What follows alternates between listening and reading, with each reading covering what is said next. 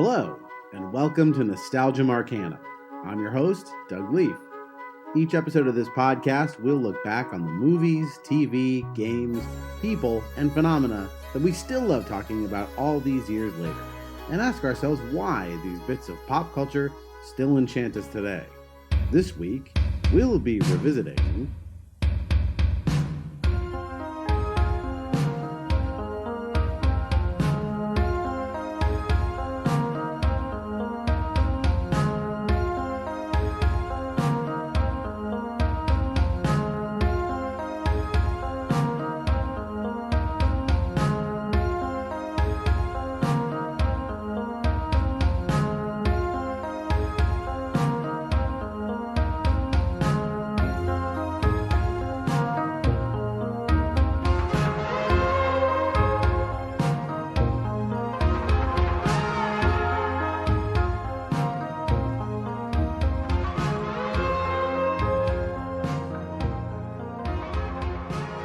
There's nothing scarier than your next door neighbor. Everybody's had that experience of just wondering what's going on in the house next door when their shutters are closed and it's dark out. Today's subject, Fright Night, deals with that anxiety head on in the most outlandish way possible. And I'm really glad we are talking about this movie because it's just really fun from beginning to end. This is a great ride, and I'm very glad to have someone here to talk about it with me. Of course, we are not next door neighbors. We are about 3,000 miles apart, but I'm very glad he's back here on the podcast. Welcome back, filmmaker Tarik Davis. Hey, good to be back, especially talking about one of my all-time favorite films. Yeah, this came up when we last convened to talk about The Princess Bride, and we were talking about Chris Sarandon, and you mentioned this was one of your favorite horror movies. So Yes. I'm glad we're here to talk about it for Halloween. So let's start where we always do. Tell me your nostalgic memories of this movie and why it's one of your favorites. Oh man, it's strange. Maybe this is too TMI, too much information. I was literally just talking about this movie with my therapist, um, because I was trying to convince her to watch another incredible vampire movie, Sinners. And she shared with me her mixed feelings because she has a fear of vampires. And I told her I had the same fear of vampires. Like she would have nightmares, and I was like, this is my therapist, so she knows that. But I was like, as a child, I was terrified of vampires and horror movies. And Fright Night, I think, was the first horror movie at a very young age. So this came out in 85. Right. So I'm 6 years old. It was on VHS. We rented it. I felt compelled to watch it because I loved Roddy McDowall. And I think, he was a child actor, like in the black and white movie, like, I think he did Black Beauty, um, Planet. So I knew his face from Black Holes, and I was like, oh, I like this guy. He makes me feel safe.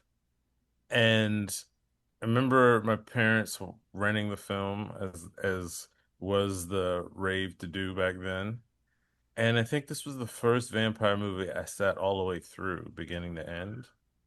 And specifically the Roddy McDowall character, Peter Vincent, who was this actor who was terrified but prepared. Like it was the first movie to inform me that if you have knowledge and preparation, the things that terrify you, you can fight them. You can fight back. And this is what I shared with my therapist. That like it I became I wasn't afraid of vampires anymore because, oh, you can actually fight them. You just have to you know what signs to look for if you're in danger. And if you prepare yourself, you can fight back. And that, of course, had such a much larger like impact on other aspects of my life. But something I didn't realize until this past therapy session was like, I was like, oh, am I an actor because of Peter Vincent? This idea of, playing pretend and playing unafraid can actually make you unafraid. And I was really scared, shy. I didn't really speak. Uh, so the idea of me being on stage or in front of people, my parents like, if you asked them back then, like, what? No. Tarik, no. No way. But Roddy McDowell's performance, something about it, like, made me less afraid. And I can't give a higher compliment to a film with implications to a child in the real world. Uh, if you make a black child less afraid, I think you've done something right. I, I think that's an incredible place to start with this movie, because Roddy McDowell, his performance here is great. Like he's good in everything he ever did. Famously, was in the Planet of the Apes franchise, the original Planet of the Apes movies, playing Cornelius, and I think he also played some other characters since he was under heavy makeup. He could be whoever he wanted. Um, Probably, yeah. I knew him more in the 90s from doing a lot of voiceover, like cartoon voiceover work. So Yeah. he's the Mad Hatter in Batman the Animated Series.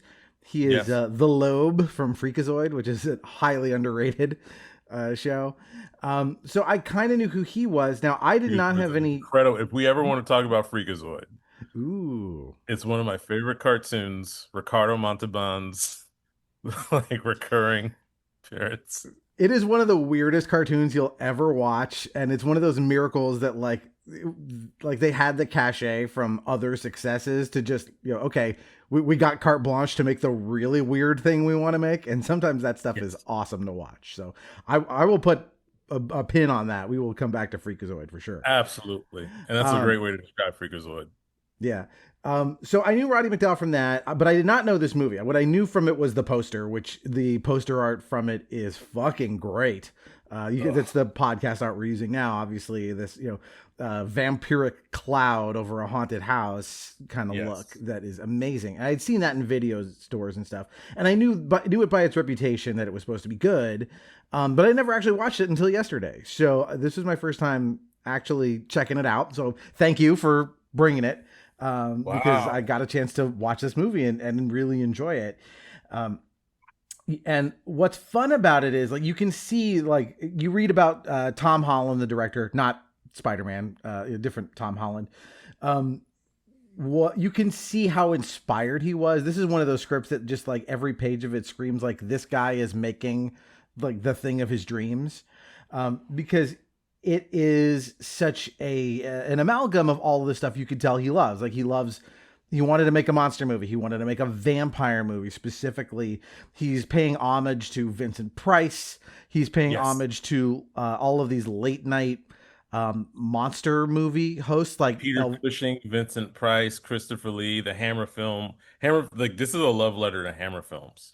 totally. Yeah, you can see that. But I was going to say, like if you grew up in the 80s or earlier, you would turn on the TV and there would be these like regional hosts like Elvira, or if you lived in different parts, there's like Sven Gulli, like all these different Yes. people that like their job was to be the host of these midnight monster movie marathons.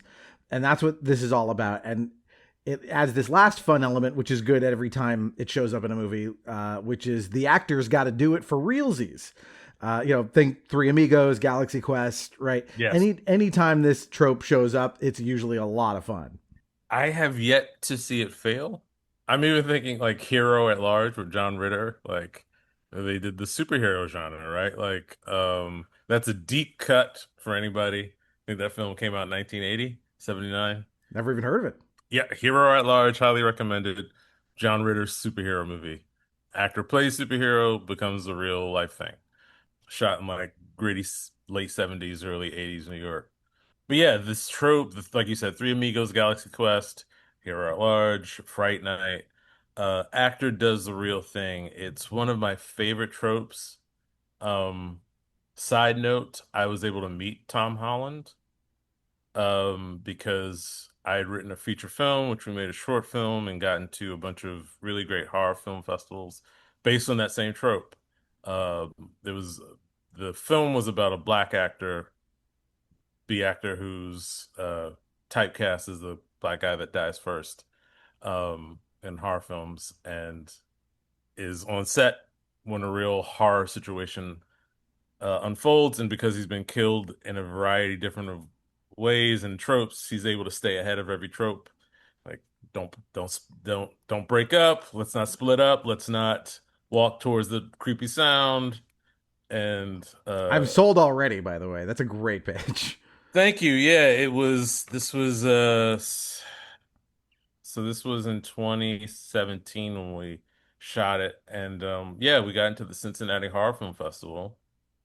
Uh like I don't know if there's a award behind my head. We won like won best writer for, best horror short screenplay. We had a lot of fun, but Tom Holland happened to be there. And, I approached him. I said, Mr. Holland, uh, I got to tell him what I told you, basically, about how Maybe Less Afraid and how Fright Night made such an impact that like my film is now in a short film festival here, largely inspired by the movie that you made. And so all I can do is extend my hand and say thank you.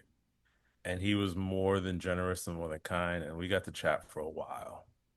Um, and so, it's one of those few rare times when people say don't meet your heroes. I would say do. Yeah, I've never heard anything bad about the guy. He has a relatively small filmography. His biggest thing, other than this, would be the original Child's Play. Hmm. But yeah, the cast here is good. You've got, as we mentioned, Roddy McDowall, Chris Sarandon as the villain here. Holy shit, you did not. You were praising this performance on the Princess Bride podcast. It did not disappoint. Yeah.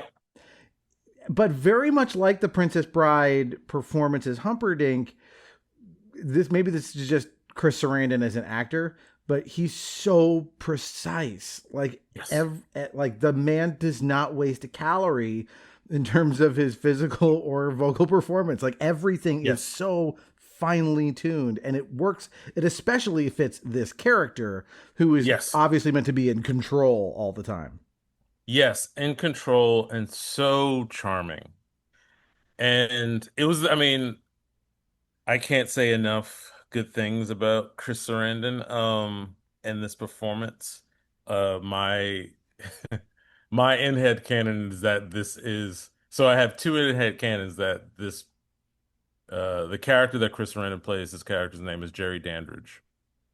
And you don't know much about Jerry Dandridge outside of, you know, his outward appearance is he is the most handsome, charming, dare I say, sexy.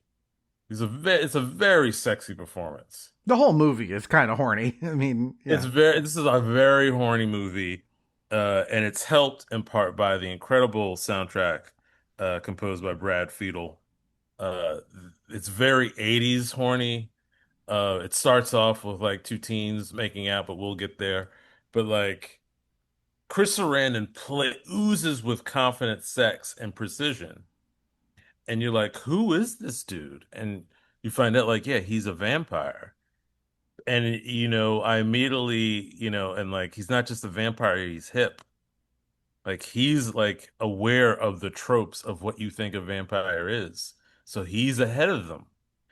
And it comments to a backstory. And I've heard a few things Chris Sarandon's talked about in terms of the backstory for his character. He doesn't give away too much, but like he was the one who, if you watch Fright Night, Jerry Dandridge is always eating fruit, which is disconcerting. It's like eerie seeing a vampire, like, you always think they only feed on others, but he's eating fruit. And his decision, his decision to suggest that to the director, Tom Holland, that Tom Holland agreed with, was like, well, if I turn into a bat, somewhere in my lineage, one of my bat ancestors must have made it with a fruit bat. So I'm I'm going to be eating a lot of fruit. And I'm like, that's such a great insight into this character. For me, finally, just to get to the headcanon thing, I think this character is either the very actual Vlad Dracula of lore, who has successfully kind of blended in with modern day society, or as modern as, mid 80s is, or this is Prince Humperdinck, and he is living out the curse that Magic Max has put on him, living as a vampire. Choose either path. You can choose your own adventure there, but as you can see, I have never-ending fun theorizing about this film. He's I mean, this is a vampire film, and they don't try to like mess with vampire lore. They just embrace it wholeheartedly. Like this is all the vampire rules, and that's the thing about a vampire more than any other movie monster or villain. Like vampires are all about this intricate set of rules, right? Like it's not like there's just like 3 rules like Gremlins. It's like they can't survive sunlight. They're afraid of garlic, stakes, crucifixes. They don't appear in mirrors. They don't, all of the like. There's so many gimmicks to vampires, and this movie is like, no, we're going to give you all of them, and especially that goes with Chris Sarandon's performance. This idea that they are also like hypnotic. They are attractive. In like a supernatural way, right? So when you talk about him being in control and confident, like he puts a spell on the characters, he puts a spell on the movie in such that like you're almost rooting for him in some parts of this. You're like, I don't know, like maybe they'll just like shake hands and work together. He's so cool. And then you kind of forget for a minute, oh no, he's there to just kill everyone he meets. Like he's not good there's no reason to let him live. Yeah, but, he is. No, he is. He's so. That's a great point. He's so charming. You do end up in a lot of instances rooting for him, especially that because he's opposed to, and I love this actor as well, Williams Ragdow, who plays Charlie, our protagonist, who being raised by a single mom, he's about to graduate high school. He's got Amanda Beers plays his girlfriend. And he has, I do not know why he is friends with Evil Ed, played by Stephen Jeffries. If you know the movie, what is it, 1-800-EVIL? The other classic 80s movie that starred Stephen Jeffries, something like that. Anyway, Evil Ed is not what I would consider a friend. He's never really on Charlie's side, and that comes to a head. But Charlie's a little annoying. He doesn't have his shit together, like he really doesn't. He does not. Like you can tell Amanda Beers we all know from Married with Children. She plays his girlfriend, and like apparently long suffering girlfriend to some degree, right? She's frustrated with him. And he is definitely like, he's checked out at certain points. He's preoccupied with vampires. He also has this thing where he's like, he seems a little too old to not understand that Peter Vincent is an actor and not really a vampire hunter, right? Yes. He's like, this kid's like driving already. So his whole like fantasy about this guy can help me. Like you do understand what actors are, right? He's not actually killing any vampires. He's not. And not only is this kid driving, he's in trigonometry. So he's not an idiot. And he's driving, you said he's driving, but like he's driving a classic Shelby back Mustang, right? Like, dude, what are you doing? And like, you're going way too fast in your makeout session with Amanda Beers, who is telling you she is not ready, right? Like, there's some issues there, Charlie. And then the second she is ready, by the way, he's not right. He's preoccupied with something else. Preoccupied with his neighbors moving in, and like, so there are some serious moments throughout this film where everyone is yelling at Charlie to just be reasonable. Like, there's a scene where like literally all the characters are like, Charlie, you're the asshole in the room. And yes, there's a vampire in the room, and the vampire's not the asshole. This is tricky to pull off. I think the movie works. Like, I don't want to say he's an unlikable protagonist. He's not unlikable. No. But you're not like totally in his corner all the time, because he's kind of bumbling his way through this. Yeah. And so, the movie still works. I'm not saying you should rewrite it to be a different way. It's just more of a tightrope act to make this It's work. yeah. I'm curious as to why they wrote Charlie that way. I do think there's a, and we'll get there. There is a scene where that saves where you realize he's a kid. There and like kid, like you said, doesn't have it together. Maybe he's messed up, but and we'll revisit when we get to the scene. But like when he is about to like, all right, I'm on my own, and I'm gonna face this, and if I die, I die. And you're like, oh, this is just a dumb kid, but he really believes this, and we need to intervene. And I'm like that. I feel like to me that scene always held weight, even as a kid, and still holds weight of just like somebody used to teach. You know, you deal with some knuckleheads sometimes, but every now and again, that knucklehead will say something. It's like, oh, you're really going through something. I can't dismiss you. I shouldn't dismiss you. I should I should meet you where you are, and let's figure this out together. Yeah. And I think that's a wise thing that they put in this movie. Yep. I agree. Well, let's do it. Let's talk about what happens in this thing because it's really neat. Like I said, all the kind of meta components of it and the way it all fits together is really, really smart. You can tell why people like fell in love with this script. Like Sarandon famously was like, "I'm not doing a movie called Fright Night. That sounds stupid." But because they had offered him the part without even having to audition, he said, "As a professional, I have to at least read the script because." Yeah. That's just how I operate. And he got to the end of it, was like, God damn it, this is really fun. I can't say no. So this is a well put together script. So, all right, so we open on the shot of a full moon and howling and this vampire dialogue as we push in through the neighborhood into this window, and we realize what we're hearing is what's on TV, is a vampire movie. And we go in, but they're not the two teenagers in there, which is again Amy, Amanda Bierce, and Charlie, William Ragsdale. They're not watching the movie. They're just making out on the floor next to the bed. Very teenage move. Yes. Very teenage move. You wonder how they ended up down there, but anyway. So Amy, as you said, is resistant to this. Charlie's moving a little too fast. But while this is happening, we do get to our first glimpses at Peter Vincent, vampire killer, who that's this guy's character in the movies that he always plays.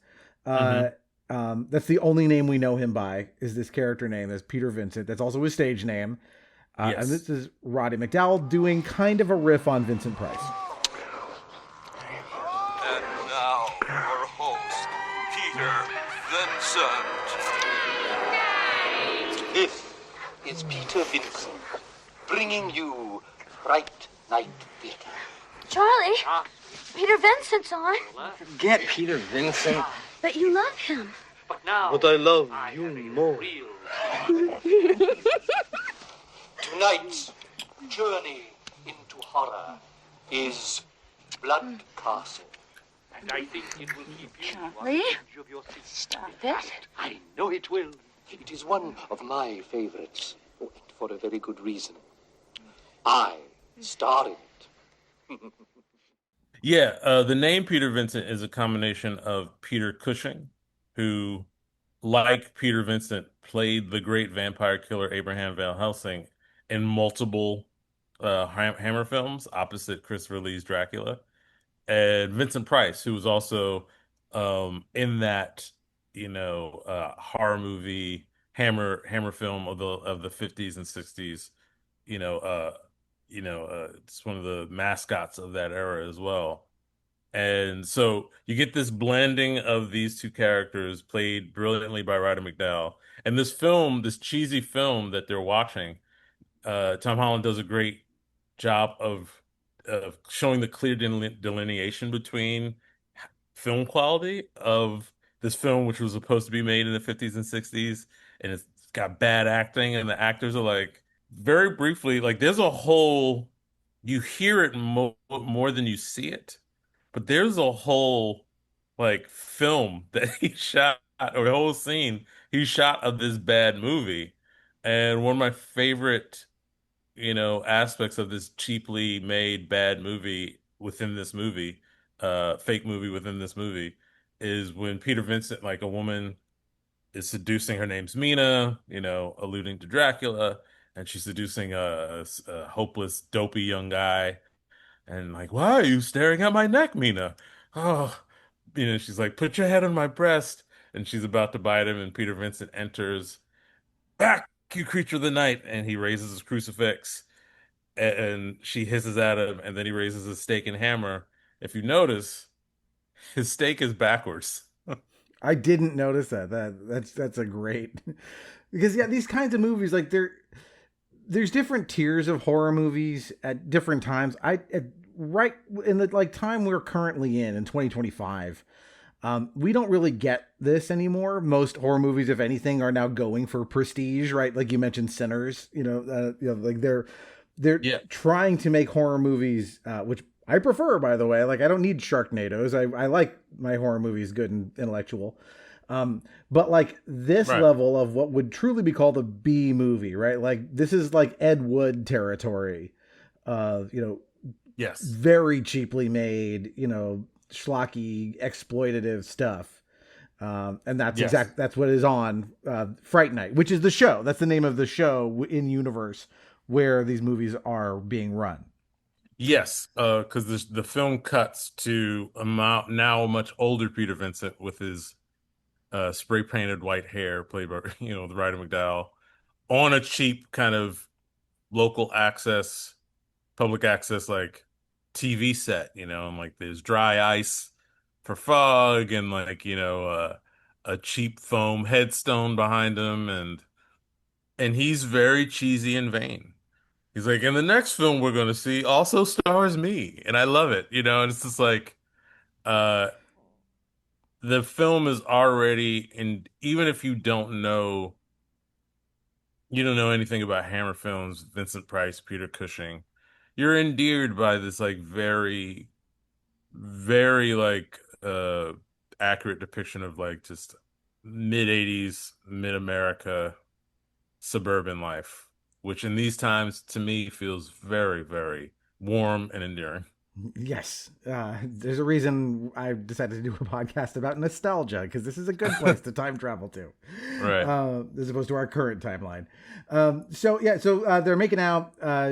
Amy basically tells him to back off, which he does eventually. He's a little grouchy about it, but he backs off. And he looks out the window and he sees two guys carrying a sort of coffin-shaped box, which it's almost a little more alien than that. Like it doesn't look like a traditional coffin, but it has that sort of shape. But it's like has these weird ridges on it and stuff. Like I don't know what it's supposed to be made out of, but it's weird looking. And so when Amanda changes her mind, says, "Okay, maybe we'll go to bed." After all, he is now just dead set on watching them with this thing, and so she storms out. Yeah, she storms out. Very ornate coffin. Like, this guy, um, this is a high-end vampire we're dealing with. And you can't really see the faces of the two gentlemen, but you can tell which one is the vampire through this long, beautiful cape-esque gray coat and red scarf that Chris Sarandon wears that becomes a staple for the character Jerry Dandridge. He doesn't wear a cape like Dracula. It's updated. But like you look at that coat, and you're like, "Oh no, that coat is and this red scarf like, oh, this is they whoever the costume designer is, it's failing my name's failing me. Incredible. Just incredible work on this. But yeah, it's vampiric, even though it's not. Yeah, Bela Lugosi. Yeah, and it invokes that Bela Lugosi feel without being Bela Lugosi, which I love that. And you know Charlie is enthralled by this. Uh, Amy becomes kind of a staple. He's always saying her name with this level of annoyance. And we go downstairs and then we find out that they weren't making out in an empty home. No, they were brazen about it because mom is downstairs, his single mom. Yes. And of the again trope, this is a kind of an 80s trope. It's a horror movie trope of like the parents are checked out. Yes. This is such an exaggerated, almost cartoonish level of checked out from her. It's very funny, this performance of her being so just like nothing phases her and like nothing registers. You know, If I, yeah, if I may, I'd like to take this moment to just praise the incredible performance of the mother, who's not a big character in this, but the mother's played by an incredible actress by the name of Dorothy Fielding, who I like, who, by all intents and purposes, she was a contemporary to Sally Field and actor and like, and Meryl Streep and actresses of that ilk and that time. And she's kind of playing against type. She's a very attractive actress and was in line in the late 70s, 80s to be a leading actress. Um, I don't know what happened. I've seen her in other films and she's always great. She was kind of a character actress like that was like a hair's breadth away from, oh, you're going to be the leading actress in some project because you have the chops and you're good and careers happen in the way they happen. And for whatever reason, she is in this role playing a mother, but this actress Dorothy Fielding finds levels that I don't think were written for the mother character. I mean, they're there, but she finds extra levels of, like you said, she's aloof, but she's there.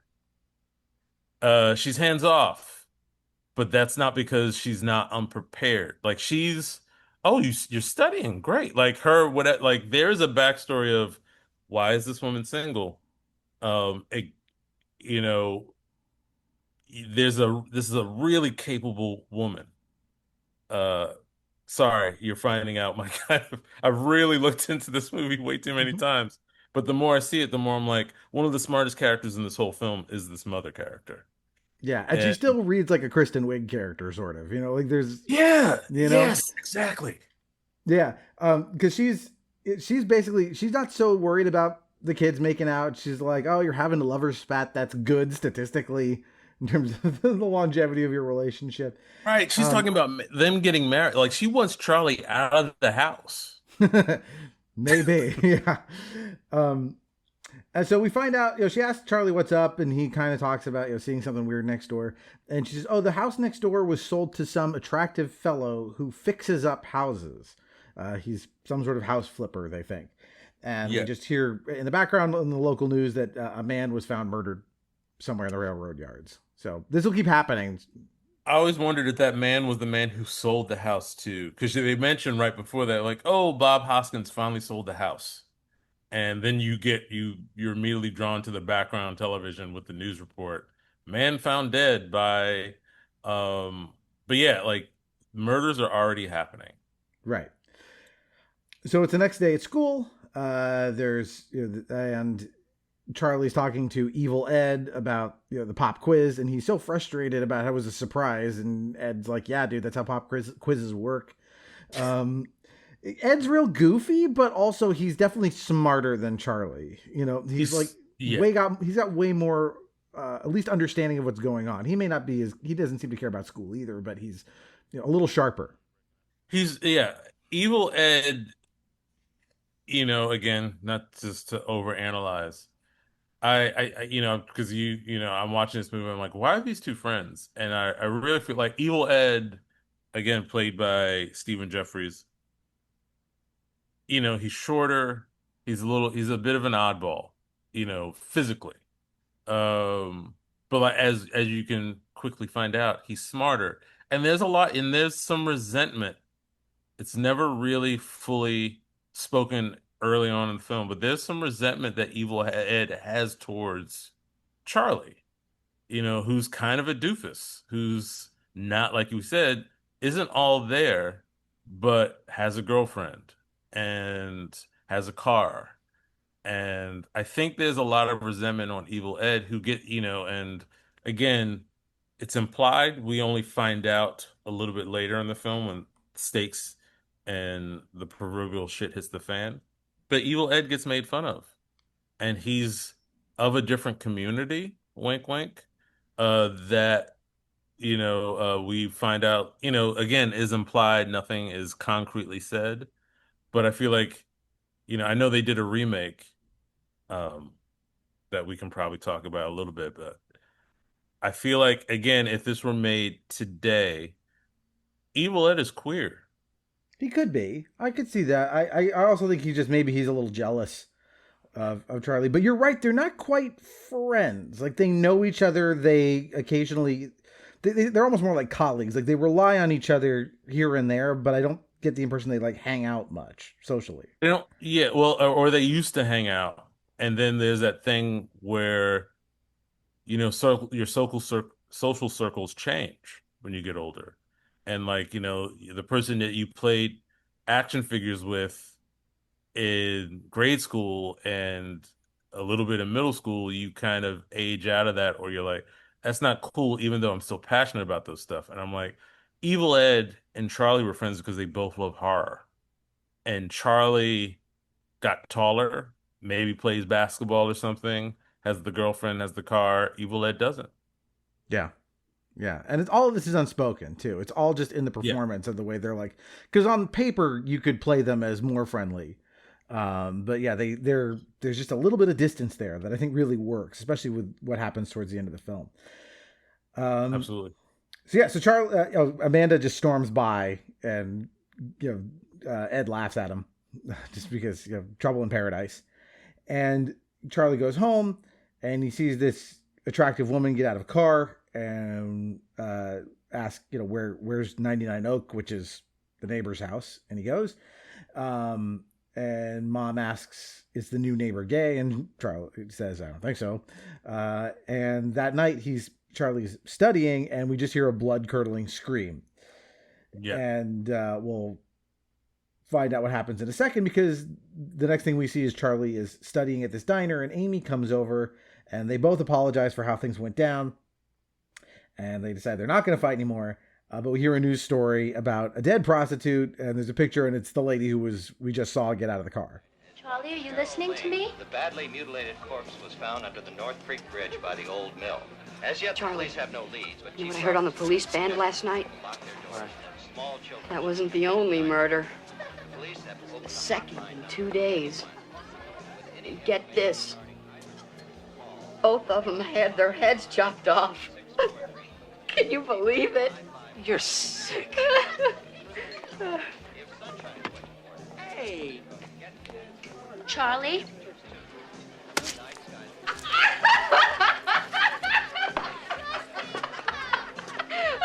Oh, you're so cool, Brewster. I can't stand it. My question to you, is that a diner, or is that their weirdly progressive high school cafeteria with a TV? Because everyone in the diner is looks like a student, and they, it looks like a cafeteria. I was going to say, it looks like the diner where everyone hangs out in 90210 or Saved by the Bell. Right. Like, it's just like, oh, this is the high school diner. Yes, it's the high school diner where, kids don't go to the cafeteria. They go to the diner. They go to the Peach Pit. Yeah. Yeah. And I always wanted to know, because in the second scene, Charlie is now obsessed because he saw this prostitute. And all Charlie would have to do is say to Amy, because Amy is they're having this tender moment of, he apologizes for being a jerk last night. And she's like, yeah, I'm sorry, I was uptight. And then he's distracted by the news coverage and walks away mid-apology, leaving Amy. And Amy gets angry, and all he had to do was say, oh my God, Amy, I saw that woman last night. And now Amy's on your side. And now you guys, but he doesn't. There's a few problems in this movie, I think, that could be solved with a little better communication of just like, yes, I saw this woman. She told me where she was going, and that's the last I saw her. Then I heard she was dead. That's a legit clue as to what happened to her. Yeah. That's a legit clue. That's when you call the police. He could have called the police. He calls the police, ladies and gentlemen. He calls the police, but he doesn't call them at this moment when he sees a woman go to a house and then sees that same woman on the news reported dead. The next day, yeah. The next day. Right. So Ed comes over, and they're talking about, it's the second murder in 2 days, and both victims had their heads chopped off. Which gives us a little insight into Ed, because he's giggling, and he is really into this news about how great it is that these people had their heads cut off. Yeah. And Amy is so mad that Charlie just walked off in the middle of their conversation to look at this news story. Then when he turns around, she just shoves a burger in his face. And it's like a chili burger or something. It's real messy. Yes, this is so my other question. I've never for it's over 40 years I've been watching this film now. I never know what that was she smushed in his face because it's so messy. And I'm like, is it a sloppy Joe? I like your suggestion that it's a chili burger, which It's I got didn't a know what to bun. think. It's got a bun. The guy's pouring mustard on it, which I didn't know you would put. I mean, but if it's a chili burger, I guess. Anyway, Yeah, you could. There's places, there's a couple of, there's a chain around here that does them real well, and they would put chili and mustard in it, and it is very good. so well, this is how you know the film is made in the West Coast where you reside. I'm That's an right. East Coaster. That doesn't make sense to me, but I believe you. So Charlie comes home, and he's watching this guy, who we'll find out later his name is Cole. Cole. Billy Cole. Sort of the Renfield here, but he's not quite a Renfield. He's a supernatural being. They don't really explain what he is exactly. Yeah. So Billy Cole is a familiar. Yeah. Like Doug pointed out, like our Renfield. And there's so much implied but never said. Billy Cole, played by the great Jonathan Stark, who, if you're a horror movie fan, was one of the leads in House 2, which is a horror film from the 80s. I highly recommend. I recommend House 1 and 2. They're both tonally different, but both great 80s movies. That are a little bit more, that are elevated B horror films, I would call them. This was in a time when we were getting a lot of great people were, not to go back to a point you were making about how you like the prestige horror films. And I like them too. I'm excited to see Weapons. I do think, not to be too serious for a moment, as an actor and writer and filmmaker, the state of Hollywood is in a really scary place. And I think one of the reasons there's so many reasons that it's in a scary place, but I think I have more than a theory that the kind of lifeblood of filmmaking in Hollywood are B films. You need them. It's like Roger Corman kept up Hollywood by himself for a lot of legitimate reasons, but one, it's where people get their start. It's where people take risks. It's where people figure out, oh, you could do this thing without a budget. It's where actors get their start, writers, like everyone in crew, and then they graduate on to something bigger. And films like, House 1 and 2 are great, examples of that. And we don't have that anymore. And I think we need that along with your prestige, Sinners, Weapons, Anyway, sorry. Yeah, no, it's a good point, because so many horror franchises that are celebrated, right? We did the original Nightmare on Elm Street last year that put New Line Cinema on the map, along with a lot of the people involved in that. Friday the 13th, has the same story, right? It's like someone has an idea for a horror movie, we can make it real cheap, and it ends up taking off. Saw more recently, right? Things like that. Yeah. So Charlie, watches this guy paint the basement windows black. And the guy asks Charlie what he's doing, because Charlie decides to go and check out the basement doors in the house next door, and Cole intercepts him and is like, "What are you doing?" He says, "Nothing." And he goes, "Good, make sure it stays that way." He's pleasant, but really, very intimidating. Yeah. And really and the thing about Jonathan Stark's a comedy writer, an Emmy-winning comedy writer. He wrote the Emmy-winning episode of Ellen DeGeneres' coming out episode of her sitcom. I've seen him at he's a funny, he's a comedian, and he's 6'5", but lanky. And there's something about this very unassuming 80s looking white guy that is absolutely terrifying. What are you doing, kid? I was going to say, because Jerry Dandridge looks, when we get to him, right, he's very dapper. Yes. This guy is not. This guy is Land's End catalog looking, but he's scary. He's scarier in a lot of ways than Jerry is. He's way, Jerry at least puts on the facade of being charming. This guy does not. a little bit, but not much. Not much. I would say he puts on and like we'll get again when the police The scene with the cop, he's a little more charming, I guess. Well, the scene with the cop, he's very affable and very funny. Like, can you believe this kid? Like, oh my, and cracking jokes. And Jonathan Stark is able to let the comedian come out. And like you find out, like again, if you watch House 2, which is more of a comedy, it's a horror comedy, more like Shaun of the Dead. I would say it's definitely a precursor to Shaun of the Dead. Um, where like he's Simon Pegg comedian-esque, comedian-esque type, like, but here he's so deadpan and like there's a 80s neighbor normalization, right? It's not like the Bates Motel kind of like, oh, there's something wrong with that guy. This is the guy that would be like, oh, he's such a nice neighbor. He seems so normal. He seems so normal, and he plays that to the hilt. And like when he tells Charlie, "What are you doing, kid?" Charlie is freaked the fuck out. And that is the intended message he wants to convey too. Exactly. And you understand like, oh, this is the vampire's bodyguard. Like he's who protects the vampire, not the other way around. Right. And like as Doug was pointing out, like and something is strange with him. He is supernatural. What's going on with this guy? And I love theorizing the backstory of Billy Cole. Yeah. He's really cool addition to this cast. I think the vampire needs some kind of a sidekick, and this is as good a vampire sidekick as I've ever seen. Oh yes. Yeah.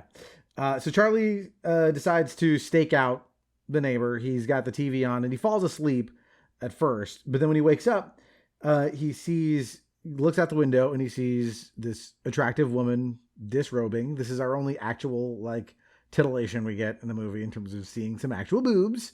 You see some boobs, but congratulations, you saw boobs. Yeah, you see boobs, and it is heightened by Brad Fiedel on the synth piano, with an electric guitar, and they are going full 80s, just synth rock, just seductive, dum dum dum bounce bounce bounce, like almost Law and Order-esque kind of thing. And as this woman's being seduced, and Jerry Dandridge the vampire is behind her, and Charlie is just being a creepy 80s peeping Tom. Yep.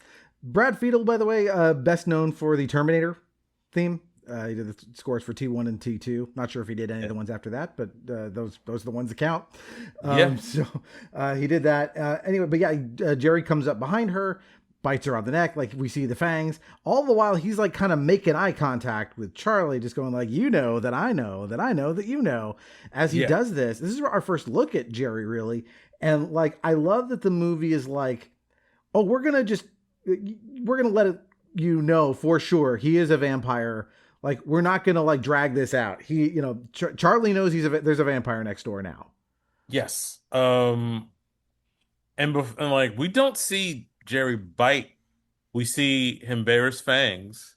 And then right as he's about to bite this young woman's neck, he creepily just looks up, and we know he sees Charlie, and Charlie sees him.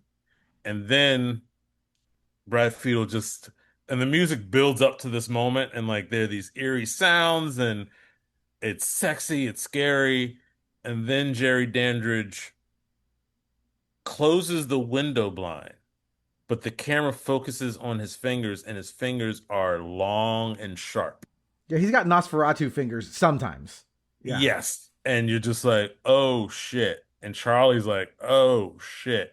And then you're like, what's going to happen? And then you hear the woman scream and lights out. Yeah. And it's such a great scene. And to borrow another movie we haven't referenced yet, but is a clear inspiration, Rear Window. Oh, yeah. Because now we're going into the mode of like, I know there's a vampire next door. I know there's a threat. I saw it, and no one's going to believe me. Yeah. Because Charlie wakes up, or he runs to wake up his mother and tries to tell her that the guy next door has fangs, no sale, with mom. He sees something happening at a car parked outside, And he runs downstairs to investigate. And from the bushes, he sees them dumping a trash bag into the back of this car. And we do this shot from like the rooftops that kind of follows Charlie and then kind of comes down to ground level, which is, we know from watching movies, this is a POV shot from Jerry. And we see Jerry kind of come from the side of the frame. So we don't see him transform into a bat or anything. We've seen enough vampires to movies to know that's what just happened. And he tosses a purse to Cole, who's standing at the car. Forgot this, evidence, got to get rid of that. And Mom comes out and calls for Charlie at this moment. And Jerry literally does like Charlie, like, and like he's in the bushes. Abner call to her child, Yeah, and Jerry tosses a mostly eaten apple towards Charlie, where he's hiding in the bushes. A mostly eaten apple that he bit once. And by the way, when I say mostly eaten, what you see is like the top of the apple, the bottom of the apple, and some of the side, which means he just ate the fuck out of the core. Yes. That no human would do. And then toss that. Would do like one bite. He like demolishes this apple, and because he's a vampire, he could see in the dark, and Charlie is literally hiding in the bushes like a 5-year-old, and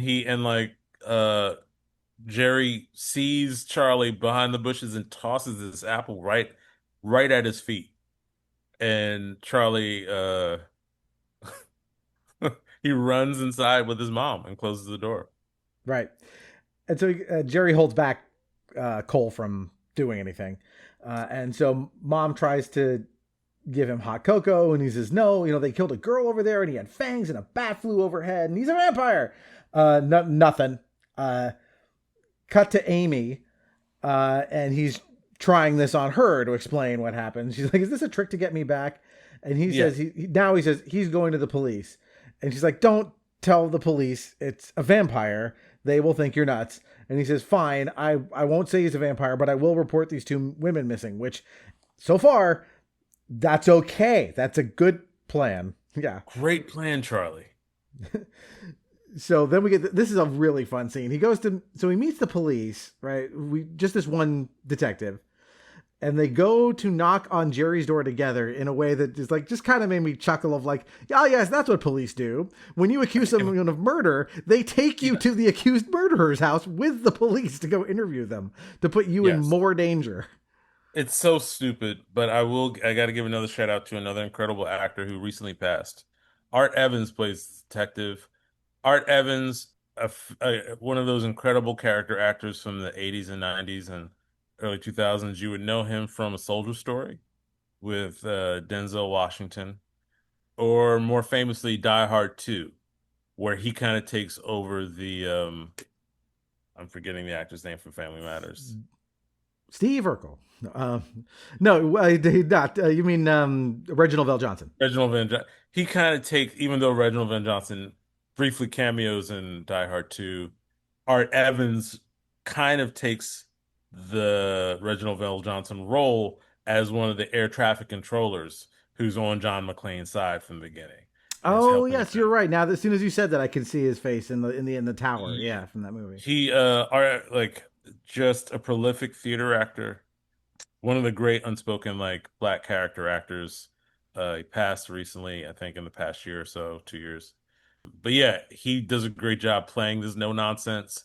If there's somewhere in this movie, there's another genre of an 80s action movie happening, and Art Evans is the get in my office. He's that guy in this other movie. Yeah, he does not have a lot of patience for this shit. No. He's great character performance here. He's the only person of color in the movie. Yes. But be that as it may, this whole scene, I feel like you could take this scene out and just do it in, a drama class or something. You get someone for each of these 3 characters, because he drags Charlie over to the house and he interviews Cole about what happens. And he's getting nowhere. And then finally Charlie abandons the plan and says, no, but they're vampires. At which point the cop is like, I've heard enough. We're sorry to have bothered you. Time to go. Look, the bag I saw had a body in it, not trash. You actually see the body, Charlie? Well, no, but...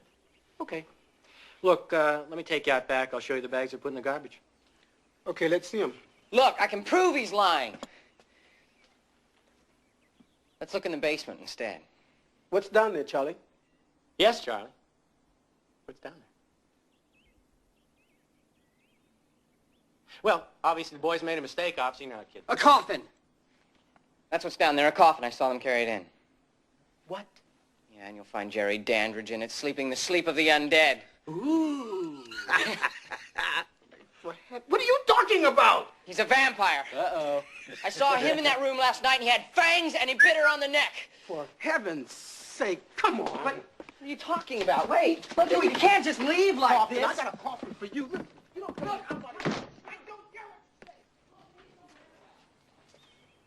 Lieutenant, please listen to me. Look, I'm telling you, Jerry Dandridge is a vampire. Sure, and I'm Dirty Harry. Now, let me tell you something, kid. If I ever catch your ass down at the station house again, I'm throwing it in jail forever. Look, Lieutenant, please, come on, just listen to me for a sec. Look, I know it's crazy. I know that, but look, Lieutenant!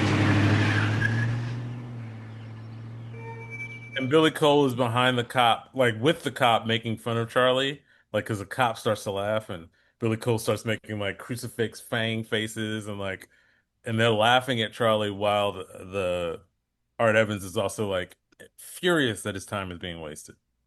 Yeah. All very, very funny. The one thing that I should note that happens during this is that while the cop and Billy Cole are chatting, Charlie looks around. This is our first look inside the mansion, by the way. It's a great set. They've got this really cool, like this giant staircase with this big circular stained glass window at the top of it, which will be important later. But he's looking around, and as they said, like the place looks like a haunted house a little bit, and they said that fits with their story, that they're house flippers and they're still unpacking and getting the place ready.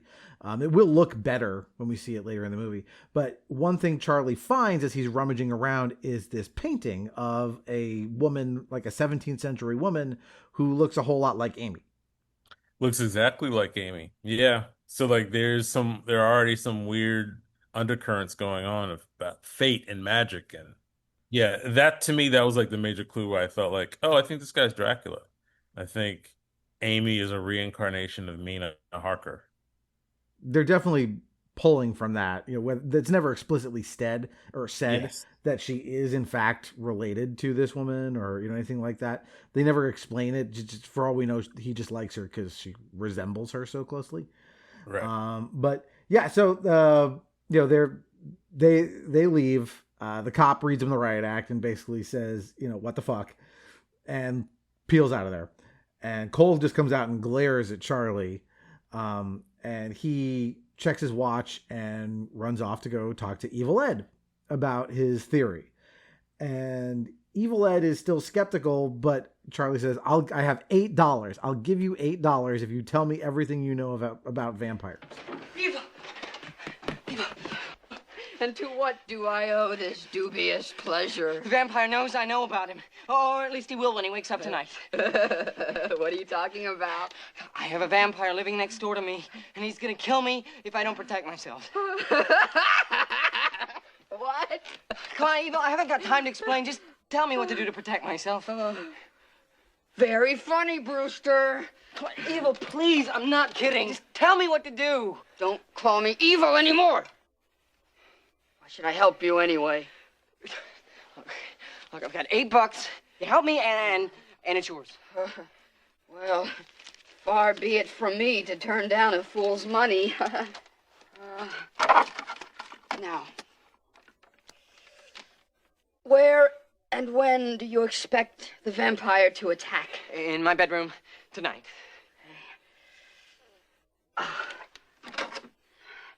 Start with this. But you must have total faith in it for it to work. Then get some garlic, links of the stuff you can wear around your neck and hang from your window. If he comes for you, that'll be the way. Then, of course, there's holy water. But you got to get a priest to say a blessing over it first. That's it? I'm afraid so. But your best protection right now, Charles, is that a vampire cannot enter your house without being invited by the rightful owner first. Are you sure about that? Positive. Thank you. And he says, yeah, sure, whatever, free $8. And so he gives him the cross, explains you have to actually have faith in the cross for it to repel vampires, get some garlic, like all stuff that you would think Charlie would already know from osmosis, having lived through 16 Halloweens or whatever in his life. You would know this stuff about vampires. Yeah. But he does lay out something that maybe not everybody knows, which is this concept that the vampire can't come in unless the rightful owner of the home invites the vampire in. Classic piece of vampire lore.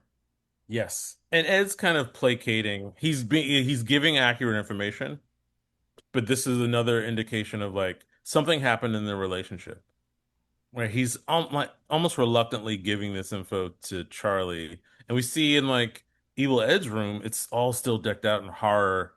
Like these guys were horror fans together growing up. And like you could see like he doesn't come over at Evil Ed's house anymore. Mm-hmm. Like that undercurrent is definitely in that scene. Yeah. Yeah, you're right. Again, there's this weird tension between them. Not explained, it's just there. Yeah. Smart direction by Holland and smart performances by the actors to put that in there again. Because again, not necessarily on the page itself. No. And I love what they do with this bit about like, don't ever invite them in, because like screenwriting 101 would be, all right, he's going to show up at the door and there's going to be some tension about, the dialogue, and you have to be very careful not to accidentally invite him in and blah, blah, blah. That's not what happens, because Charlie's at home nailing his windows shut and Mom walks into his room with Jerry, basically saying like, yeah, I invited him in, right? They don't drag it out at all. He's just there. Hello, Charlie.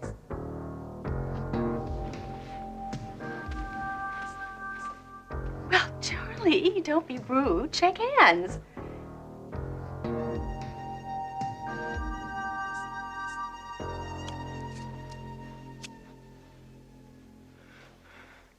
What's he doing here? I invited him over for a drink. What? I invited him over. Why? What's the matter, Charlie? Afraid I'd never come over without being invited first? You're right. You're quite right. Of course, now that I've been made welcome, I'll probably drop by quite a bit. In fact, anytime I feel like it. With your mother's kind permission, of course. Oh, Jerry, anytime. So nice that someone interesting has finally moved into the neighborhood. Charlie, are you all right? Yeah, Mom, I'm fine. I just gotta get back to my trig, that's all. Nice to meet you, Charlie. See ya. Soon. No, it's a great reveal. Jerry is sitting in the living room. We only see Jerry's hand again. Now it's more normal. Like there's this big kind of not a lazy boy, but it's kind of a big comfy chair backed into the camera. As from Art's perspective, him coming downstairs to see who his mom invited for dinner, and we see like this hand kind of like tapping on the back of this big cozy chair, and a really nice like crisply creased pant leg and polished sophisticated loafer, and it's Jerry, and he stands up and he's holding a Bloody Mary in his hand. Mm-hmm. And his first glance at Charlie is a menacing one, and because Chris Ryan is such an incredible actor, very quickly turns into a, hey buddy, how you doing? And extends his hand for a handshake, and Charlie is just terrified. Yeah. Well, and with good reason, because we've all seen it. We all know, the audience is in on what's going on. And Mom is, again, hilariously just like smitten with Jerry, like, oh, he's so hot. And he's talking about like, oh, well, I might be popping over here a lot now that I've been invited. Yes. He really highlights that hard. I could, of course, with your permission, of course, I will. With your permission. Oh, Jerry. Yeah. Like, that's literally what the mom, oh, Jerry. Yep. Yeah, it's a great, I feel like we don't do this enough in films today where the bad guy knows the good guy knows, and everything is just subtext. I know I'm a vampire, so I'm going to play with these tropes in front of your face. I'm going to come over here anytime I want now that I've been invited. And you just see Charlie just sink in utter fear. But he's still being charming. And the mom, again, like I said, she wants Charlie out of the house, and like it's been very clear every scene she's in, she is looking for a man. And it doesn't matter if that man is her next door neighbor. Mom is trying to get some action. Yep. Well, then he leaves, right? And we go to the following night, and Charlie's asleep, but he wakes up hearing sounds on his roof, and he goes and he kind of grabs a cross, and he's walking, around the house, and he goes downstairs, and while he's downstairs, we see Jerry is in Mom's room. Yes. He doesn't bite Mom or harm her. He walks out and he closes the door and pulls it behind him so hard that it like smashes the door frame, essentially locking her in. Yes. And then we get this confrontation between Charlie and Jerry that is pretty intense. Like he's throwing him around the room. Because I love that like Jerry goes or Charlie goes to look, and then behind him is the closet. It's blurry in the background of the shot, and we just see the closet doors open, and Jerry steps out. Like great horror direction here. Just before this fracas, and in the middle of their fight, he says something. Jerry says like, "Well, you deserve to die, but I'll give you something I never had, a choice." This is like hints at backstory again without ever saying anything, but yes, he says, you forget about me and I'll forget about you, and Charlie doesn't even consider it. He just uses the cross on him. Great sound effect here when Jerry doesn't even look at the cross. He just kind of catches Charlie's hand and crushes Charlie's hand. And it sounds like, I don't know what the Foley effects artist did. I've never heard the sound again of a wrist being crushed. And it's like squishy, and it forces Charlie to drop the cross. I will say before this confrontation, Jerry's not menacingly, like you said, he doesn't attack the mother. He's whistling. He's whistling Strangers in the Night before he hides and he's like, Jerry is having the time of his life. Like, I'm gonna fuck this kid up, but I'm just gonna scare him. And he gives Charlie a very reasonable choice. Forget about me, kid. I'm a vampire. I'll forget about you. Charlie doesn't. He crushes his wrist, and he's going to execute Charlie and make it look like a suicide. By placing Charlie's head, he opens Charlie's out the window. And Charlie was previously like trying to nail the window shut. And so he with one hand flicks the window open. And while the other hand is holding Charlie by the throat, he's going to impale Charlie's neck on this rusted nail. Yeah. And Charlie cannot, you find out how strong Jerry is, how helpless Charlie is. And Charlie is literally, his arms are flailing, and he knocks over a pencil case, luckily, and grabs a wooden pencil and stakes Jerry through the hand. And we get a great monster effect here. Yeah, he screams, we see, the blood in his, the bloody hand, which is awesome. And he turns around, and he's in more vampiric form, right? This is, you'll see this on Buffy all the time. Yes. Right, where he doesn't look like handsome Chris Sarandon anymore. And Mom knocks at the door, and so Jerry transforms and leaves. Mom finally gets loose, and she wants to know what's going on, and Charlie's like, I just had a nightmare. And she's like, oh, me too. Oblivious. Charlie gets sense in the one moment. He gets sense in this one moment. I'm not going to tell my mom it was a vampire. Oh, it was just a nightmare. Mm-hmm. But also, Mom, did you not see the state of his room? it is Right. wrecked. So she doesn't notice. She offers him a Valium. Yeah, right. So he gets his mom to leave. He sits down and he turns on the TV, and I believe it's a Christopher Lee Dracula movie. It is. Yeah, nice touch. And the phone rings, and it's Jerry, and he says, "You scared? You started this, and I'm gonna finish it." And we'd heard this loud noise before. We didn't know what it was. It was Jerry destroying Charlie's car. Yes, so petty. Yeah, it's so petty. It's like that's nothing compared to what I'm gonna do to you tomorrow night. Right. So he's got one day of sunlight to figure out what to do. Yes. And as, we cut back and forth in this phone call, like Charlie is looking in the window at Jerry, who Billy Cole is on his knees in front of Jerry. Like there's a lot of implied stuff cutely shot, but Billy's helping to mend this wound in his hand and his master's hand. And you see like, yeah, that's the master, that's the servant, it's the bodyguard too. And now Charlie knows I got one day left to live. Yep. So he's desperate. Well, and he sees Peter Vincent on the TV again, and he's talking about like, unlike most people, I believe in vampires because I've fought them in all their guises and stuff. And I guess Bats, Charlie wolves. Yeah. Man, yes, sorry. Go ahead. No, yeah, and so this is Charlie's next move, which again is a little silly that he even thinks that this guy could help him, but I guess he's out of options. So he finds Vincent as he is leaving the studio. Like he confronts him like in the parking lot.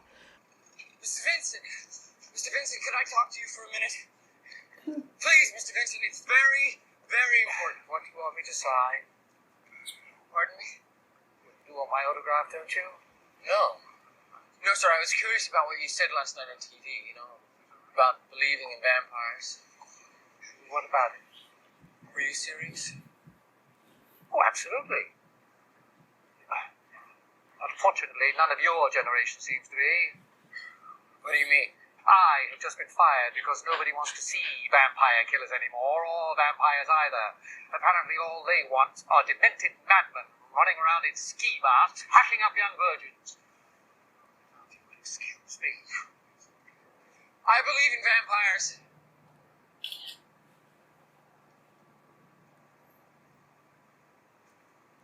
That's nice. If only there'd been a few more of you, perhaps my rating would have been higher. In fact, I have one living next door to me. Would you help me kill him? Yes. And we learn that he's been fired. Yes. His show is not getting ratings, so he's off. And at first he thinks, oh, Charlie wants an autograph. Teenagers your days are more interested in seeing madmen en masse hacking up young virgins. Sorry. Yeah. Oh, another great piece of meta stuff, right? We hadn't had a real vampire movie in a while when this came along. No, it was all Friday the 13th. Halloween, and Nightmare on Elm Street hadn't either. It just came out or they it was came 84 out currently. Yeah. So we, the new generation, Charlie's dad would have ideally, Peter Vincent would be his hero. Yeah, I'm trying to think of the last major vampire movies before this one, and they would have been probably things like, again, the Christopher Lee Dracula stuff, Blackula, it had been a while. Hey, the audience can't see this, but you've got a Blackula thing on your wall. Yeah. Yeah, that and like Count Chocula cereal. Like there just wasn't vampire stuff happening at this point. Yeah, in the 70s, vampire films became really, like they were popular, but they were kitsch, and Blackula, I love that, and Blackula Scream, Blackula Scream, I think are legitimately great films, with powerful performances from William Marshall, another trained Shakespearean theater actor who was Paul Robeson's heir apparent. But by the time, in the 70s, we're in disco drug culture, like vampire films were kind of there. And they were like those B-movie films that you weren't really going to see to be seriously moved or scared in any way. They were send-ups. So this was like, Peter Vincent is commenting on Peter Cushing did Vampire Dracula AD, if you've ever seen that, and it's set in the 70s, and like, there's disco and vampires, literally. So like like, yeah, we're kind of kitsch now, we're on our way out. And he's bitter. Yeah, he's bitter. And Charlie, at first he's like humoring Charlie. He's like, oh, this kid wants my autograph, or he wants to talk vampires with me. That's cool. But as the conversation goes on, it becomes clear that Charlie says, no, I need your help fighting real vampires. And at that point, Vincent is like, yeah, I'm done talking to you. And he drives away. Yeah. No, thanks, kid. Yeah. No, thank you. And so we cut to this scene of Amy comes up on like a Vespa in front of Charlie's house. At the same moment, Evil Ed is arriving. Yes. So they go into Charlie's room to try and find him. And Charlie's in the room, but like the room is now like festooned with candles and garlic and crosses. And like, this is a vampire hunter's lair now. Yeah. What are you doing here? Me? What about you? I thought you just dumped him. What I'm doing here is none of your business. Oh, so you do like him. Anybody home? Hi.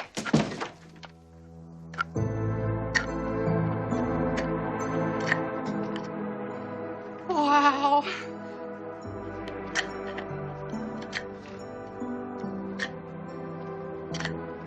What's all this for? Self-defense. Not that I think I'll need it. He'll be dead before nightfall. Who will be? Dandridge. I'm waiting for the guy he lives with to leave, and then I'm gonna go next door and find his coffin and pound this to his heart. That's murder, Charlie. You can't murder a vampire, Amy. They're dead. Remember? Listen, I just taped this. Amy, what are we gonna do? This is just like Fright Night. Now for the 2 o'clock news. Another body of a young woman was discovered early this morning in back of the Sheridan Mall. You see that? I don't have any choice. Somebody has to stop him. And they ask what he's doing, and he's like, well, this is for self-defense. I have to kill Jerry Dandridge before nightfall. And they're trying to talk them out of this because they think, oh shit, he's mentally ill and he's going to murder his neighbor. Yeah, and this is the scene I was talking about earlier that I think gives Charlie some grace.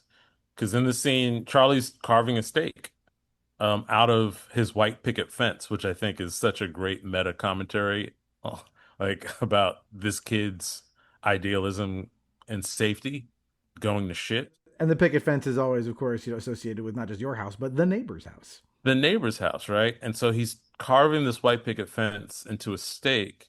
And you can see from Charlie's appearance, he hasn't slept. And it's the first time that we see Ed and Amy actually take Charlie seriously because they're terrified. Well, they're not terrified of vampires. They're terrified of what he might do because, again, they think he's nuts. Yes. They're terrified for him. They're terrified for him. So they go to talk to Peter Vincent at his apartment where we see he's looking at an eviction notice, right? He's fallen on hard times.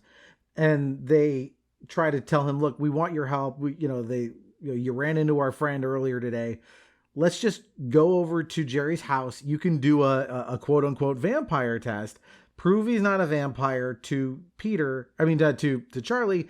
And then we can all just put this to bed. Yes. And we find out, first off, Peter Vincent, his apartment, I'm pretty sure, has inspired my kind of abode. It's filled with memorabilia of his past films. But we also find out here that because it's Evil Ed who goes with Amy, who's like, that vampire test that you did in the movie Orgy of the Dead. And we find out that Evil Ed is a fan. Because again, he's never left that vampire horror space. He's an adult and realizes that they're not real, but they appeal to the ego of Peter Vincent. And also because Peter Vincent has an eviction notice when Amy says, I have $500 in my savings account, and he's refusing, and he's like, oh, I've been offered better roles. There's a chance for me in Hollywood, and I'm going to be the lead. And he's just bullshitting. And as an actor who has been out of work many times, I know that line very well. When someone was like, hey, can you do this thing? And, oh, Hollywood beckons. And, and then she's like, well, I got $500. He's like, I'll take it. Yes. So the plan is they're going to go over there and we'll just do a test to pronounce him human. And one option is to use a mirror. But they go with a different plan, which is we'll use holy water. First, they have a phone call with Jerry. Right. Because the phone call we find out, and like Jerry is there and Billy Cole is right within earshot, and they're negotiating the terms of, which is, I love because the film always goes back to like, how would this really happen? All right, I'm gonna call this guy actor to human adult. Your neighbor, and like, Peter Vincent is talking to Jerry, who's like, this kid, his friends came to me. I know he's bothered you. There's something really wrong with him. We want to just try to like help him out of this psychosis. And Jerry's being very affable, like, hey, whatever I can do for the youth, I'm here for it. And he's like, we're gonna bring holy water. And then Jerry's forced to be like, well, he's not forced. He's quick on his feet. He's like, no crucifixes, no holy water, because I'm a reborn Christian. And that would be sacrilege. And Peter Vincent's like, it's just gonna be tap water. It's not real holy water. Could you just do this white lie for this kid? And Jerry's like, okay, it's just tap water, right? All right, I'm in. Whatever we want to do. Yep. And so the gang, waits outside. Vincent pulls up in his car, and they're all gonna go do the holy water test. He's even leaving his like box of like steaks and things in the car. He has this big square like suitcase. Yeah, whatever you want to call it, where he keeps all of his like vampire killing equipment, all the props and stuff. And Charlie's like, "Why are you leaving that in the car? If the test shows he's a vampire, he's going to attack." And he's like, "Yeah, whatever. Trust me, I'm an expert. I have to prove that he's a vampire before I kill him, Charlie." And it's such a like, Charlie, you're 18 years old. Yep. So they knock on the door. Cole answers. He invites them all in. Jerry comes down. He notices Amy. That catches his eye. And he takes a special interest in her. He kisses her hand. And Charlie presses for the holy water test, which they do. He drinks it. Nothing happens. There. Satisfied? Oh, totally. Well, now, Charlie, you saw that. Are you convinced now that Mr. Dandridge is not a vampire? It can't be. But Charlie, you saw it. Now, you know as well as I do that no vampire can drink blessed water. Then it wasn't blessed. Are you calling me a liar, young man? If he's not a vampire, have him touch this. Oh, Charlie. You've made a fool of yourself once. There's no reason to compound the error. Yes, Charlie. You've already caused your friends quite enough pain.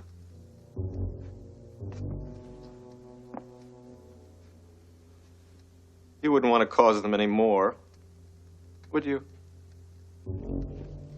But Charlie is smart enough to say, I don't know that was really holy water. He's not taking no for an answer here. And he says, well, have him touch this. He snuck in across.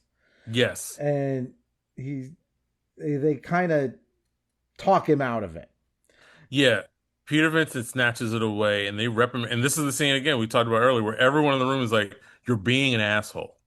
Like, and Peter Vincent's like, "Are you calling me a liar? You hired me, kid. You calling me a liar?" And like, yeah, you are. And Charlie is forced to step down, and Jerry gives a very not so veiled threat.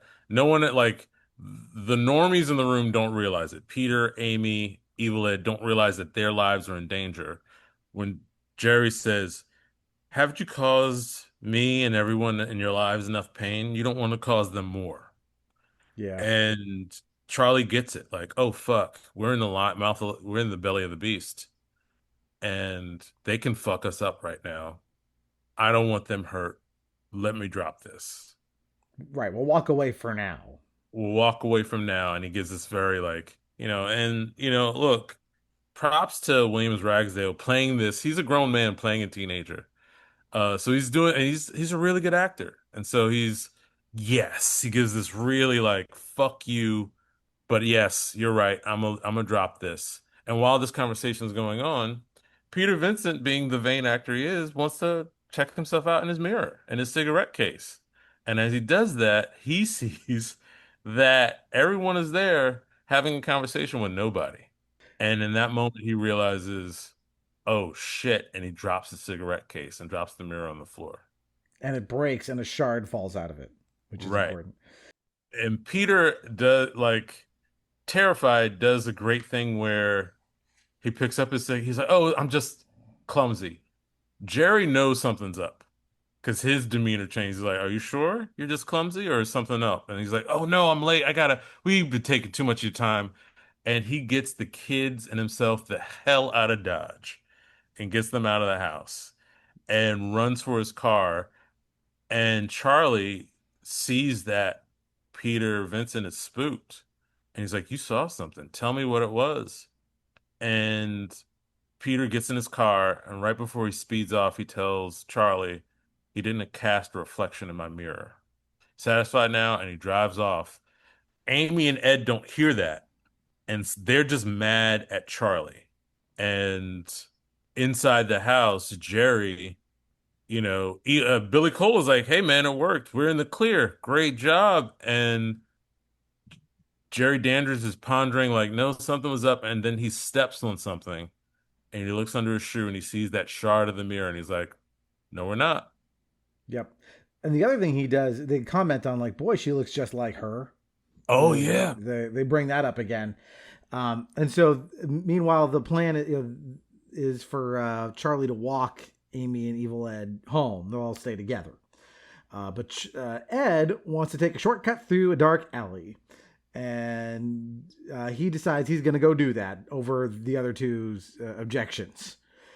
And here we get some quick backstory of what happened in that relationship, because Charlie really wants Ed to stick with them. Hey man, just help me walk Amy home.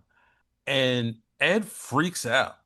He says something that triggers Ed. We're not sure what it is, but I'm pretty sure it has to do with we know Ed is picked on. And he's like, I'm not a chicken shit. You may be a chicken shit, but I'm not. And like, he really puffs his chest out. And this is a sore spot for Ed of like, you're not a tough guy. And he's trying to prove that he is. And I don't know if there's abuse at home, what's going at school, but it's really sad for me watching the scene again and again, just buying the reality of it, of like this teenager. Like, I got to prove myself that I'm tough enough that I can walk home in this dark, shady alley in the city. It's like, ooh, kid, that's a bad choice. Yeah, there's definitely something a little sad about him. He bristles at being called evil. That's like his nickname. Everyone calls him evil. And they don't mean Evel Knievel, right? No. It's just evil. He doesn't like that. Again, yeah, there's a little defensiveness about him. So I think you're right. That hints at him being either abused or picked on or both or something. And so there's a scream from down this alley, and Charlie and Amy come running, and it's just Ed fucking with them. And so they leave. But then... Cut it out, Eva! Yep. We get the POV cam again, and Evil turns around, and Jerry's right behind him. And he runs, but ultimately fails to get away. And Jerry says, they won't pick on you anymore.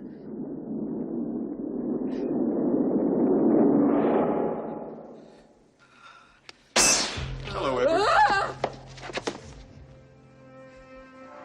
You don't have to be afraid of me. I know what it's like being different. Only they won't pick on you anymore. Or beat you up. I'll see to that. All you have to do is take my hand. Here, Edward. Take my hand. Yeah. I know what it is to be made fun of. I know what it is to be an outcast. And before this is great, like the alley becomes a maze. And we clearly know that it's Jerry. And we only hear his footsteps. And Evil Ed freaks out and he's running through this maze. He runs into a dead end. And the alleyway fills with smoke because vampires can turn into mist and smoke. And then, like you said, he's right. Jerry Pierre's right behind Evil, Even though it's a dead end. Yeah, he's right behind even though him. it's a dead end, and he gives him this, and it's not threatening. It's I'm a like he's really, hey kid, I know what you're going through. And this is where I guess my mind will lead to like Ed being queer of like the how Jerry lays it on of like it's not just yeah, I know you're abused. I know you don't fit in with everybody else. I know what it is to be picked on and made fun of and not be, and like Evil Ed is not, he's terrified, but he's also crying. And it's really emotional because it's like no one's ever really appealed to this kid. And so then Jerry extends those long Nosferatu-esque fingers, and Evil Ed takes his hand, and that trench coat turns into a cape because Jerry literally, like Bela Lugosi, wraps the cape around Ed, who embraces him, and then we hear again that same scream. Right. And Amy and Charlie hear it. They think it's more goofing around. Cut it out, Evil. And then the power goes out, and they see that like somewhere nearby this like fuse box type thing has been deliberately destroyed. And so they run to a nearby nightclub, and Jerry approaches. Somehow he's like behind them on this, street, and then all of a sudden he's like ahead of them magically. Yeah. And so they go through a window into the club, and Charlie finds a payphone and tries to call the police. Yeah. Meanwhile, Ed goes and knocks at Vincent's door and asks permission to come inside. Yes. And of course, Vincent lets him in, not thinking about the consequences of saying yes to that. What do you want? Hurry, there's a vampire out here. Let me in.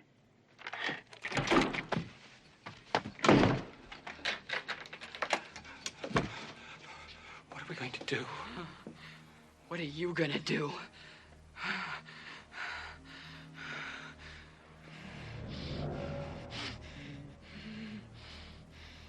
Not me. Yeah!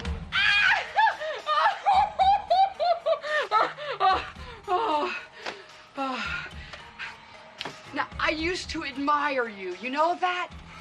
Well, of course. That was before I found out what a fake you were. Peter Vincent, the great vampire killer of thieves.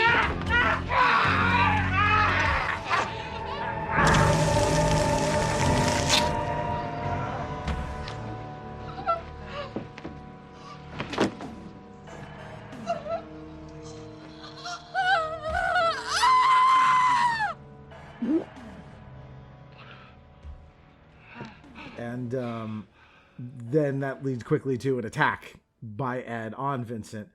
But Vincent burns him with a cross on his head and backs him up and out of a window. Yeah. Peter Vincent strangely still dressed in his costume. Like, and we know he plays his character, but he's been doing it so long that he's become the character. Yeah, he never takes that off the rest of the movie. Never takes he's in like an evening robe, and there's a crucifix embedded in the evening robe. And Evil Ed, we see him at Peter Vincent's apartment, and he's clearly turned. But Peter doesn't know that. He just knows, like, this is the kid who was at the vampire's place that I know is a real vampire. And here, Evil Ed quickly bares his fangs, and he says before he attacks Peter, I was such a big fan of yours. But that was before I found out what a phony you are. And attacks Peter, and Peter luckily uses the crucifix to embed a permanent crucifix scar in the head of Evil Ed. Great practical special effect. And Ed is like, the master is going to kill you oh so slowly. And we kind of, like sinners, we get an idea of like, oh, there's a vampire bites you. There's a kind of unimind thing that happens where you know your master's thoughts. And he sent you to dispatch Peter Vincent, and Ed crashes clumsily out of Peter Vincent's window. And we cut back to the club, which is one of my favorite scenes in the movie because the 80s music, like we get two full on just like beginning to end 80s songs. The soundtrack is incredible. And we get a dance scene, and Chris Sarandon and his And look, we haven't talked about the fact Chris Sarandon is a grown ass man hitting on a high school girl. Oh, and he's like 300 years older than her too. It's 300 years old, but he's got his 80s. Who's Jack Tripper's neighbor? Mr. Roper, Mr. Furley. One of the no, not the landlord, but the sleaze bag that was always at the Regal Beagle. Oh, I don't know. I'm blanking on it. It's been a while. Anyway, he's got on he's literally dressed like the old dude at the club, and as Charlie is now calling Peter to try to convince Peter, hey, we're in danger. The Jerry's following us. Peter's crying at home and he's terrified. And he's like, I'm sorry, I can't help you. This shit is real, and I'm just an actor, and kid, you're on your own. And as Charlie is distracted with this conversation, Amy is getting seduced on the dance floor by Jerry Dandridge. And they have the first song is like a pop song. And then it turns into this again 80 synth sexy, and they have this dance scene where I forget which older movie did it, but everyone's in a ball and you find out everyone's having a one of those old classic dances in the ballroom, and the walls are lined with mirrors, and you realize there's only one person that's an actual person and everyone else is a vampire because they're not casting reflections.